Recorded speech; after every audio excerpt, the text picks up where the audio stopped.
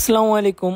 অনেকদিন পর একটা ভিডিও নিয়ে আসলাম, আর এই ভিডিওটি হতে যাচ্ছে কয়েক মাস আগে করা সাজেক ভ্যালি ট্যুরকে নিয়ে। তো এই ট্যুরে আমার পার্টনার ছিল আমার খুব ক্লোজ ছোট ভাই খাগড়াছড়ির তাশরিফ মান্নান। ও আর আমি একটা শুটে গিয়েছিলাম। এই শুটের পাশাপাশি আমাদের ট্যুরটাও কমপ্লিট হয়ে যায়। তো চলেন শুরু করা যাক। তো যেটা হচ্ছে ঘটনা, এর আগের দিন রাতেই আমি খাগড়াছড়ির উদ্দেশ্যে রওনা দিই কক্সবাজার থেকে। তো এর মধ্যে একটা চেকপোস্ট থাকে খাগড়াছড়িতে ঢোকার আগে, ওখানে আমাদেরকে ভোর পর্যন্ত আটকায় রাখে। তো ওখান থেকে ছাড়ার পরেই আমরা বর্তমানে যে পরিস্থিতিটা দেখতেছি ডিসপ্লেতে, এটা হচ্ছে খাগড়াছড়ির বাস ড্রাইভারদের অবস্থা। মানে রেল লাইনের মতো, ট্রেনের মতো চলে। আর এদিকে আমাদের ড্রাইভার সাহেব পুরাতন আমলের বলিউড মিউজিকগুলো ব্যাকগ্রাউন্ডে বাজায় রাখছে, আমি ফিল নিচ্ছিলাম। তো একদম ভোরে আমি খাগড়াছড়ি শাপলা চত্বরে পৌঁছায় যাই এবং ওর জন্য ওয়েট করি। আশরাফুল ভাই, দিস ইজ আমি। ওয়েলকাম টু বাগাইছড়ি সেনাবাহিনী ক্যাম্প। বাগাইছড়ি না, সরি বাগাইহাট। তারপর আমরা আর্মি স্কটের মাধ্যমে সাজেক ভ্যালিতে উঠতে থাকি। সাজেক ভ্যালি যেতে হলে অবশ্যই আর্মি স্কট ফলো করে আপনাদের যেতে হবে। তো যাওয়ার পাশাপাশি আমরা সাইড ভিউ এনজয় করতেছিলাম। তো সাজেক ভ্যালিতে পৌঁছানোর সাথে সাথে আমরা আমাদের রিসোর্টে চলে যাই, কারণ আমাদের রেস্টের খুব দরকার ছিল এবং বিকালেই আমাদের একটা শুট ছিল আমাদের ক্লায়েন্টের সাথে। আমরা রেস্ট করে লাঞ্চ করে সরাসরি শুটে চলে যাই, যদিও আমরা ফুটেজ নিই নাই। তো এরপরে চলে আসি আমরা এখানে একটু চা খাওয়ার জন্য। তো সাজেকের ঐতিহ্যবাহী যে কফি দেওয়ার জুস বার, যেখানে সবসময় বাইকারে স্টিকার লাগাই, ওখানে স্টিকার নাই, যদিও আবার নতুন করে শুরু হয়েছে। তো এই চিটাং ক্যাফের অ্যাড্রেস লাগাই দিছি অলরেডি। চা খাওয়ার পর আমরা যাচ্ছি কংলাক পাহাড়ের দিকে। কংলাক পাহাড়ে যাওয়ার একমাত্রই কারণ হচ্ছে সানসেট এনজয় করা। তো সানসেটের একটা বেস্ট ভিউ এখান থেকে পেয়েছি আমরা। এখান থেকে নামার পর আমরা চলে আসি মান্নানের একজন ক্লোজ বড় ভাইয়ের একটা রিসোর্টে। তো এখান থেকে এসে কিছু ড্রোনের ফুটেজ কালেক্ট করি।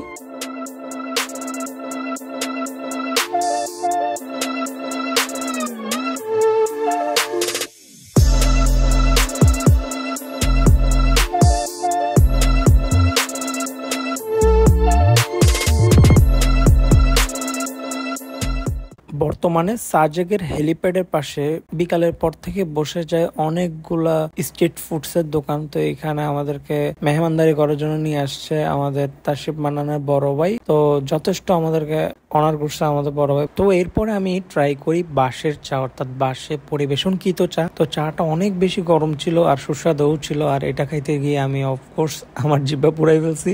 জিহ্বা পুড়লেও একটা নতুন এক্সপিরিয়েন্স হয়েছে আর কি। রাতে রিসোর্টে ব্যাক করার আগে আমরা একটু গান শোনার জন্য এখানে বসেছিলাম, মাইন্ড রিফ্রেশমেন্টের জন্য।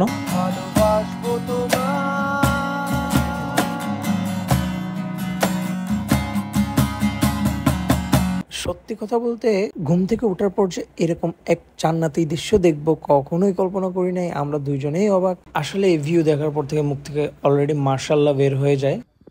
শুভ সকাল জানাচ্ছি বাংলাদেশের জাপান থেকে, অর্থাৎ সাজেক ভ্যালি থেকে। যদি সূর্য দিক দিয়ে উঠছে, লাল লাল হয়ে আছে, দেখা যাচ্ছে না এখনো, দেখা যাচ্ছে না কিছু দেখা যাচ্ছে না। বাট ঠান্ডা অতটা নাই। বাট এই যে আমরা মেঘের রাজ্যে অল্প অল্প মেঘ দেখা যাচ্ছে, কেন মেঘ হাঁটতেছে। ওয়েট এই সুন্দর সকালে ড্রোন শট তো আর মিস দেওয়া যাবে না। আমি মেলবো না স্বপ্ন ডানা ওই নীল মেঘেদের ছোঁয়ায়। আমি লিখবো না আর কাব্য কোনো স্মৃতির ছেঁড়া পাতায়। আমি মেলবো না আর স্বপ্ন ডানা। আমরা নিয়েছি খিচুড়ি গরম গরম, মাশাআল্লাহ। এখানে পেঁয়াজ ভর্তা, চাটনি অলরেডি মানা শুরু করে দিছে।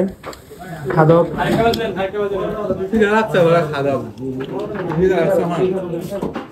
আরো বেশি কিনা লাগবে হচ্ছে এখানে আমাদের ভাইয়া। তো চলে আসছি মুসাইগ্রাম।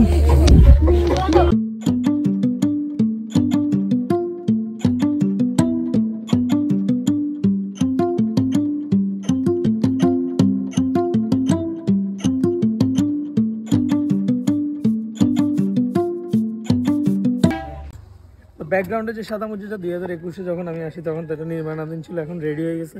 অলরেডি এরিয়াল ভিউতে আপনারা দেখছিলেন মসজিদটা, খুব সুন্দর লাগতেছে দূরের থেকে। এটা খুব দরকার ছিল। এখানে একটা জুমা মসজিদ আছে। আগে সাজেক আসলে মানুষ জুমার নামাজ মিস হইতে, এমনি 5 ওয়াক্ত নামাজ রিসোর্টগুলোতে পড়া যায়, বাট এখন জুমার নামাজে কেউ আর মিস করবে না। তো এটা খুব ভালো একটা উদ্যোগ ছিল।